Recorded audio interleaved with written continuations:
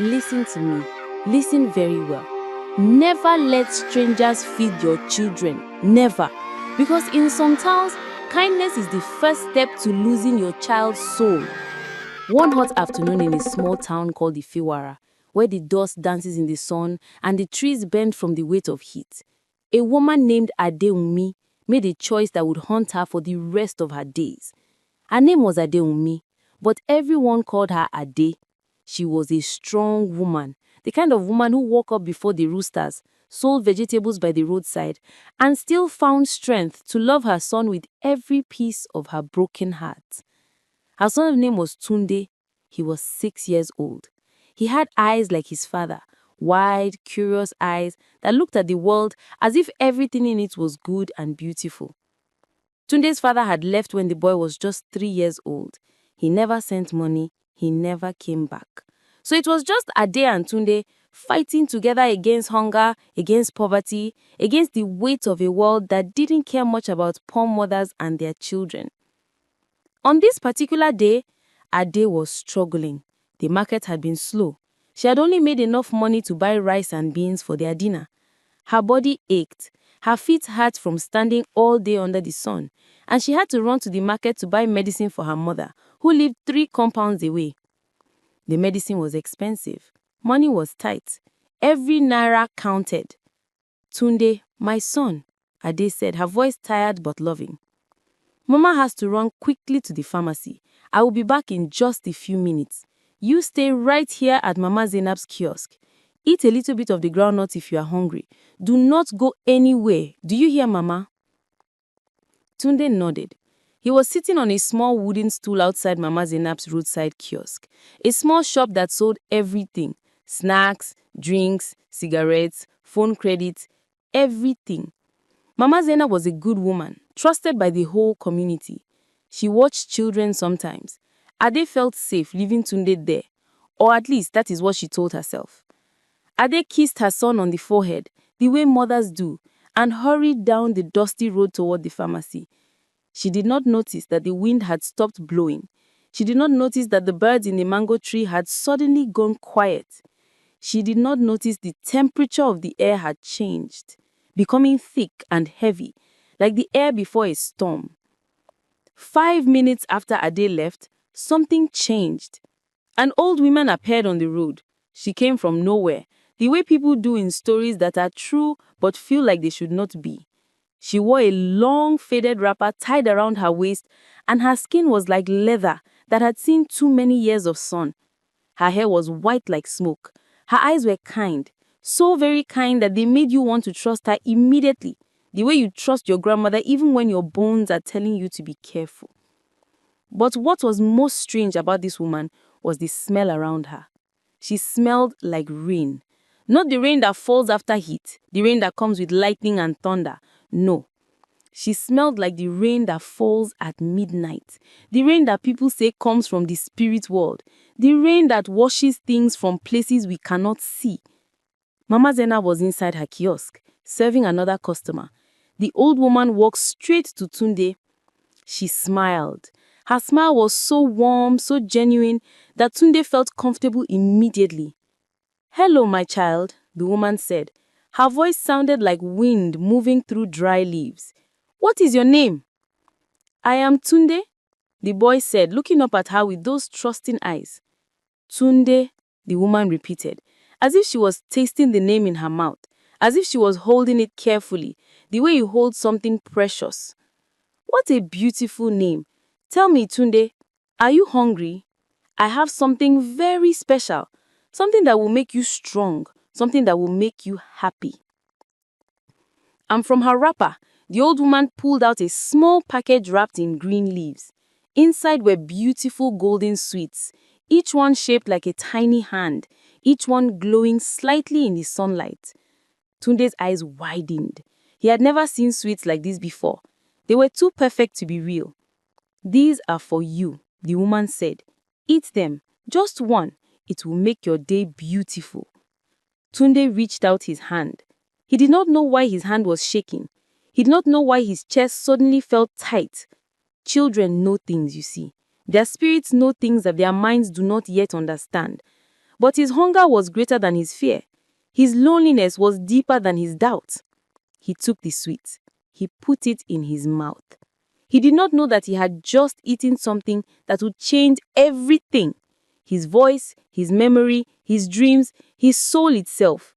He did not know that the old woman was not old, was not a woman, and was not kind. He did not know that she was something else entirely. But his mother did not know it either. And that was the real tragedy. When the old woman vanished, as suddenly as she had appeared, Tunde sat very still. His eyes began to change color, just a little, just for a moment, just enough for anyone who was really paying attention to notice that something was terribly, terribly wrong. When Ade returned to the kiosk 15 minutes later, running because she was scared she had left her son too long, her heart was already beating too fast. She could feel it in her chest, pounding like drums of warning. She did not know why. She just knew something was wrong. Tunde was sitting exactly where she had left him, on the same wooden stool, his hands in his lap, his eyes looking forward to nothing. "Tunde!" Ade called out, her voice rising with worry. "My son, are you okay?" Tunde turned to look at her slowly, so slowly, and when he turned, Ade felt her blood turn to ice in her veins. His eyes were different, not the warm, curious eyes she had known all his life. These were eyes that belonged to someone else, something else, and they were looking at her with no recognition. "Tunde!" she said again. This time her voice was smaller, shakier. She knelt down in front of him. She reached out and touched his forehead. He was burning hot. His skin was on fire. "Hello," Tunde said, but the voice that came out was not his voice. It was deeper. It sounded like an old man's voice coming from a child's mouth. The sound of it made every hair on Ade's skin stand up like she had been struck by lightning. "My baby," Ade said, whispering. She pulled him close. His body was stiff. He did not hug her back. He did not call her mama. He just sat there stiff like a wooden door. "Who are you?" she asked him over and over. "Tell mama. Who are you? Where is my Tunde? Where is my son?" But the thing sitting on the mat that looked like her son could not answer, or would not. Ade could not tell which was worse. She did not sleep that night. She sat beside him, her hands shaking, her mind racing. She thought about taking him to the hospital, but she had no money. She thought about calling for help, but who would believe her? A mother and her son, and a strange old woman who gave him sweets? They would laugh at her. They would say she was crazy. But Ade was not crazy. She was a mother watching her child disappear inside himself, watching his soul be replaced by something that wore his body like a borrowed coat. By morning, Tunde's body began to change. His skin turned very pale, almost grey. His nails began to crack and turn black at the edges, like they were rotting. His breathing became shallow. He made small sounds, not quite like words, not quite like anything human. Ade did something she had never done before. She walked to the edge of the town, where the old houses stood, where the forest began, where people said the spirits lived. She walked to the home of the herbalist. His name was Baba Yanda. He was very old, so old that no one could remember how long he had been alive. His skin was like tree bark. His eyes were like they had seen centuries of things. He lived alone in a house that smelled like dried leaves, like smoke, like things that had been cooking for a long time in pots made of clay. When Ade burst through his door, wild-eyed and desperate, Baba Yanda did not look surprised. He had seen this look before. He had seen mothers like Ade before, many times. "My son," Ade said, her words tumbling like rain. "Something has happened to my son. A woman gave him food. Now he does not recognize me. He does not speak with his own voice. He does not eat. He does not sleep. I think he is dying. Please, Baba, please help me. I do not have much money, but I will give you everything I have." Baba Yanda stood up slowly, leaning heavily on his walking stick. He said, "Show me the boy." When they arrived back at Ade's home, Baba Yanda took one look at Tunde and his face became very serious. He closed his eyes for a long moment. When he opened them again, there was sadness in them. "This is not a sickness," he said quietly. This is the work of a spirit, a woman spirit, one of the old ones. She comes to mothers who are careless with their children. She trades their souls for wealth. The mother becomes rich. The child becomes less than alive. No, Ade shook her head. No, you are wrong. There must be something else. Tell me it is something else. I am not wrong, Baba Yanda said.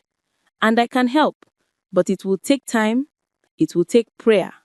It will take 3 nights and 3 days. And it will hurt. Hurt? Ade asked, what do you mean it will hurt? The spirit does not want to let go. The exchange is not complete yet. The boy's soul is still fighting to return. If we pull the spirit out too fast, it will fight back. It will try to take the boy with it into the spirit world. We must be gentle. We must be strong. We must not stop. Ade looked down at her son. She looked at the boy who had her husband's eyes, who had lived inside her body, who had drunk her milk, who was supposed to become a man and have his own children. I will do anything, she said. Her voice was steady now, determined now, like iron. I will do anything to save my son.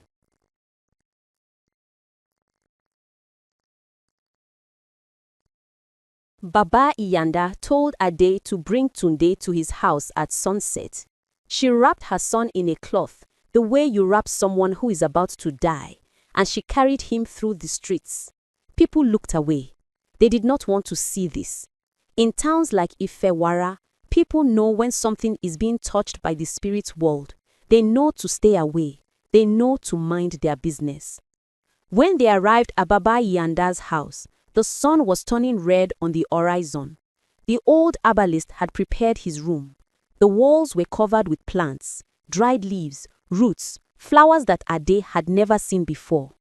There were small gourds of liquid everywhere, each one a different color. There were candles made of things that were not wax. When they burned, they made the air smell like burning bones and ancient earth. What do I do? Ade asked. You stay, Baba Iyanda said. You stay and you do not leave. No matter what you hear, no matter what you see, you do not leave your son. Do you understand? Ade nodded. Baba Iyanda began to chant. The sounds that came from his mouth were not words in any language that Ade knew. They were older than words. They were the sounds that things made before humans had language. The sounds of wind, of water, of spirits calling to each other across the darkness. As he chanted, he began to apply things to Tunde's body.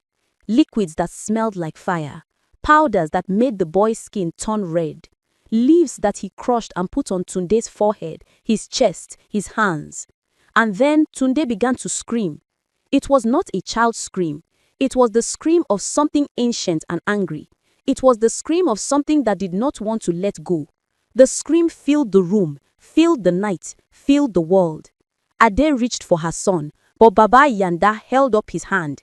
Do not touch him, he commanded. If you touch him, it will pull you in. The spirit will take you both. So Ade had to sit. Ade had to listen. Ade had to watch as her son's body convulsed on the mat, as his eyes rolled back in his head, and a voice that was not his voice came out of his mouth. A voice that was angry, that was bitter, that was ancient. You cannot have him, the voice screamed. He is mine. His mother gave him to me. His mother left him alone. He belongs to me now. He belongs to his mother, Baba Iyanda said, his voice steady, his chanting never stopping. He belongs to the earth. He belongs to the light. You have no power here. You are not welcome. You must go back. I will not go, the voice screamed. I have taken what I came for. His innocence, his trust, these things are mine now. And when I am finished with him, I will take his mother too. Ade felt her blood turn to ice. She wanted to run. Every part of her wanted to run. But she stayed. She sat. She watched. She was her son's witness in the darkness. All through the night, the battle continued. Baba Iyanda chanted. The spirit screamed. Tunde's body moved in ways that bodies should not move.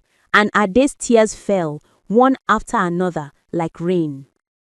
Near dawn, something changed. The spirit screams became weaker. The chanting became louder, and slowly, so slowly, Tunde's body began to still. His eyes stopped rolling, his screams became quieter, and finally, silence fell. Baba Yanda stopped chanting. He was breathing heavily, as if he had been running. Sweat covered his face, his hands were shaking. It is almost done, but not yet. Tomorrow night we do this again, and the night after, 3 nights, the spirit must be convinced to let go completely. Will he survive? Ade asked, her voice broken.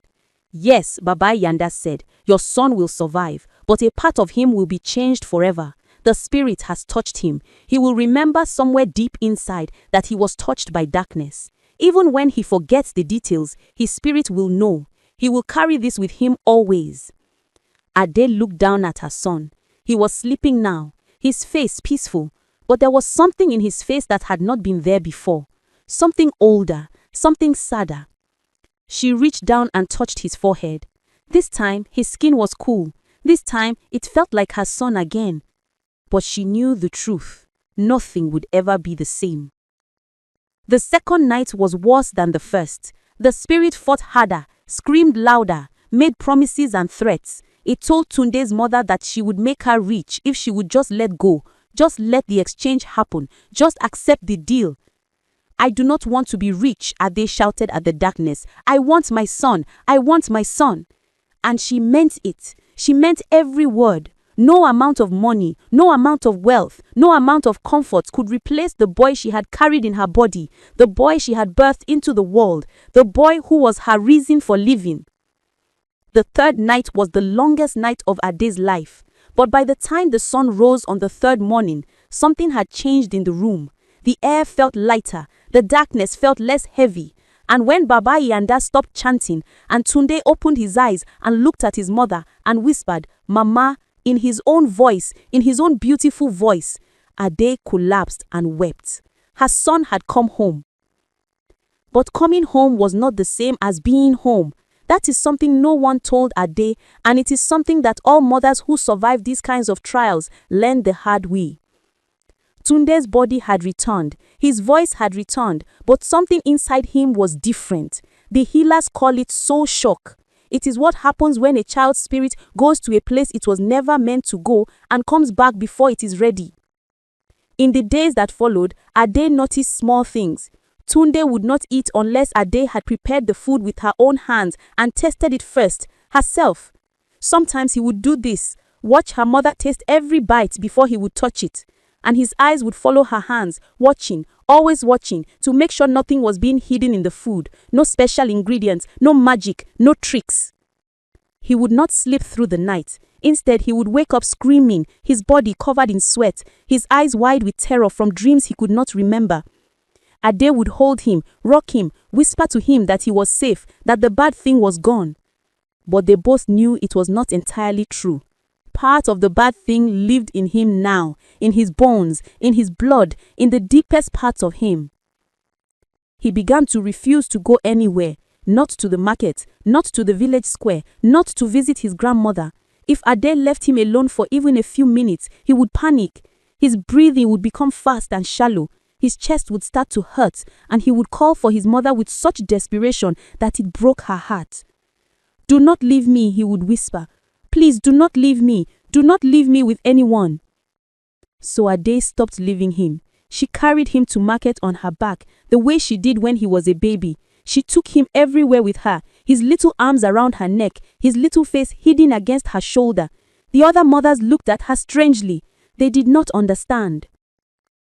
Weeks passed, then months. Slowly, very slowly, Tunde began to return to himself. His laugh came back first. Not the bright, easy laugh of a child, but a laugh that was quieter, more careful, more aware that the world could hurt him. His smile came back next. It was smaller than it used to be, but it was real. It came from a place inside him that had decided that maybe, just maybe, life was worth smiling about again. But he never fully let go of his fear of food from strangers, and he never fully let go of his need to know where his mother was at all times. Some things, once taken, can never be fully returned.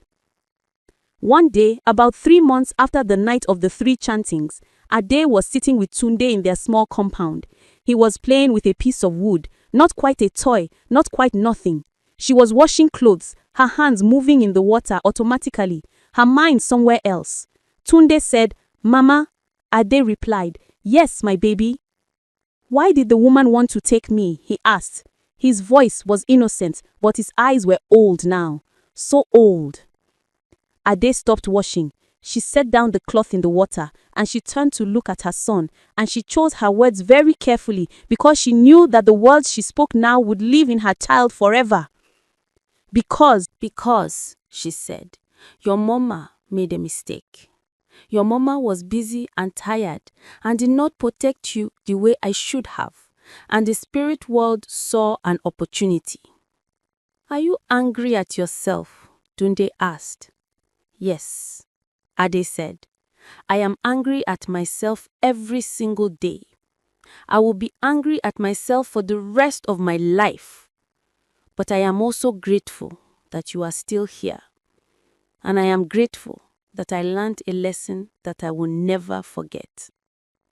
Tunde nodded slowly. He was 6 years old, but he understood. Children understand more than we give them credit for. I will never let anyone feed me again, he said, unless it is you. I know, Ade said.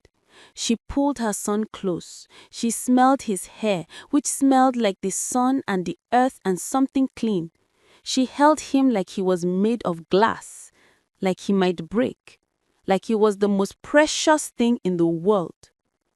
Because he was. That evening, Ade gathered the women of the village together.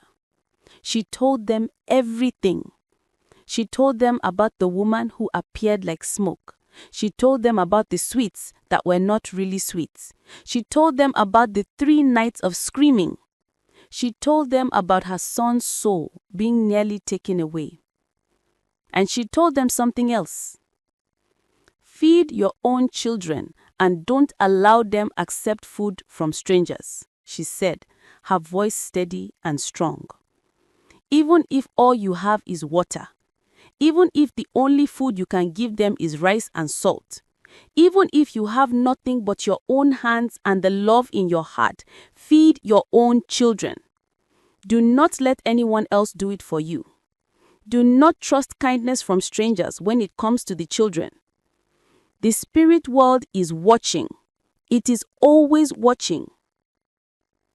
The women listened. The women understood. Because they knew that Ade was not speaking from fear.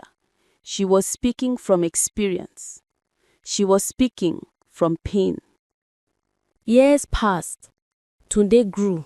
He became a teenager. He became a young man. On the surface, he was normal. He went to school. He made friends. He laughed with the other boys. He played football in the square. But Ade knew the truth. There were things about her son that were different. There were scars on him that no one could see. He would never eat food that he did not prepare himself. Even as a teenager, even as a young man, he would watch his food being prepared with careful eyes. He would taste it slowly, as if checking for poison. Other young men would tease him about it, but Tunde did not care. He had learnt a long time ago that being careful was better than being sorry. He would never spend the night away from home without his mother. Other boys would go on trips, would stay with friends, would sleep under the stars. But Tunde always needed to come home. Always needed to know that his mother was near. It was not that he was weak.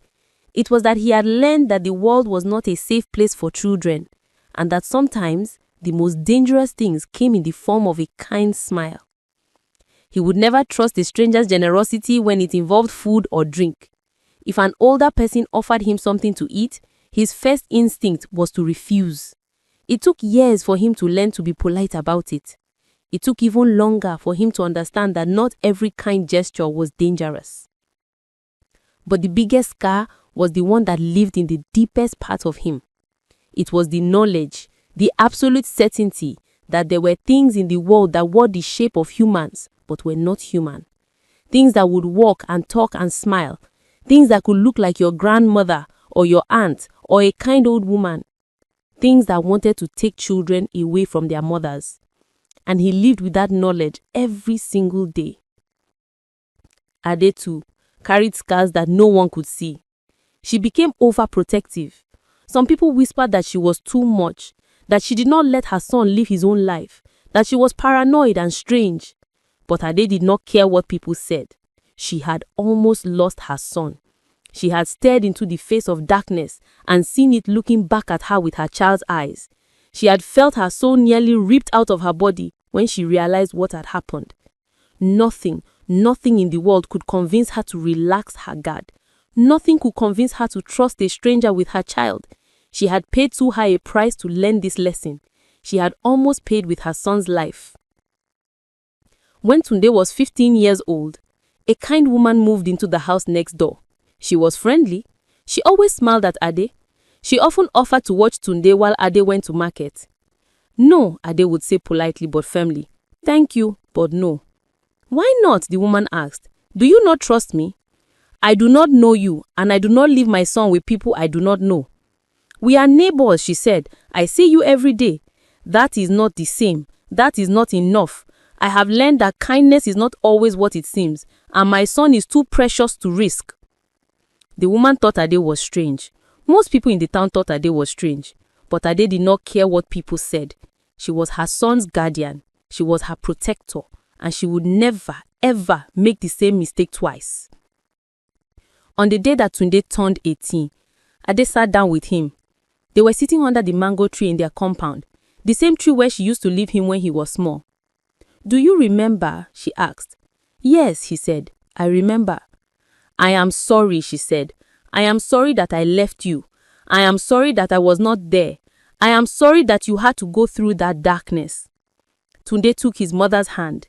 He was a young man now, taller than her, stronger than her, but in that moment, he was still her little boy. You saved me, he said. You found me in the darkness and you brought me home. You do not need to be sorry. You did everything you could. But I should have known better, Ade said. I should have been more careful. You did the best you could, Tunde said. And I am here. I am alive. I am whole. That is all that matters. Ade cried. She cried the way mothers cry when they remember how close they came to losing everything. And Tunde held his mother, and they sat together under the mango tree as the sun went down. Now I must tell you the ending of this story. Not because the story ends, but because the message begins. Ade is an old woman now. Her hair is grey. Her hands are marked with the lines of time and hard work, but her eyes are still sharp. Her mind is still clear, and she has never, not for a single day, forgotten the lesson that was written into her heart in blood and tears. Tunde is a grown man now. He has children of his own. And do you know what he does? He feeds his children. He prepares their food with his own hands. He tastes every bite before they eat. He teaches his children to never accept food from anyone except their parents. He tells them the story, not to frighten them, but to teach them, to make them wise, to make them safe. And in the town of Ifewara, the story spread. Mother to daughter, woman to woman, old woman to young mother. The story of Ade and Tunde became a warning, became a lesson, became a truth that every parent understood. Feed your own children, Ade tells people now. She sits in the square and she tells her story to anyone who will listen. Feed your own children, even if all you have is water. Even if you have nothing but your hands and your love, feed your own children. Do not leave them with strangers. Do not let strangers touch their food. Do not believe that kindness from a stranger is always real kindness. Sometimes the kindest looking face is the most dangerous. And the women listen. The young mothers listen. The grandmothers listen. Because they know that Ade is not telling them a fantasy. She's telling them a truth that exists in the real world, in the seen world and the unseen world, in the daylight and in the darkness. Ade knows that there are people who will say she's crazy. There are people who will say that spirits and soul stealing are things of the past, things that do not happen anymore in the modern world. But Ade just smiles at these people. She smiles because she has lived. She has suffered. She has learned. The pain she felt was real. The change in her son was real. The fear that lived in her heart was real. And the lesson was real. That is what I want to tell you today, my friend. That is why I'm sharing this story with you. Because somewhere in your family, there may be a mother who is about to make the same mistake that Ade made. I am begging you to feed your own children, to watch over them, to protect them, not because the world is always evil, not because every person who smiles at your child is a threat, but because you can never be completely sure. Because the cost of being wrong is too high. The world is beautiful, but it is also mysterious. And there are things in the mysterious parts that we do not fully understand. Things that can hurt our children if we are not careful. The cost is the soul of your child. The cost is your own peace of mind. The cost is a pain that will live with you forever. So now I ask you, if you have watched this story until now, if you have listened to Ade's pain, if you have felt the weight of this truth, then please share this story with someone. Tell a mother, tell a grandmother, tell anyone who has children in their care. Tell them to feed their own children. Tell them to be careful. Tell them that strangers are not always what they seem. And if you have not yet pressed that subscribe button, press it now, because there are more stories like this, more truths that need to be told, more lessons that have been learned through pain and suffering,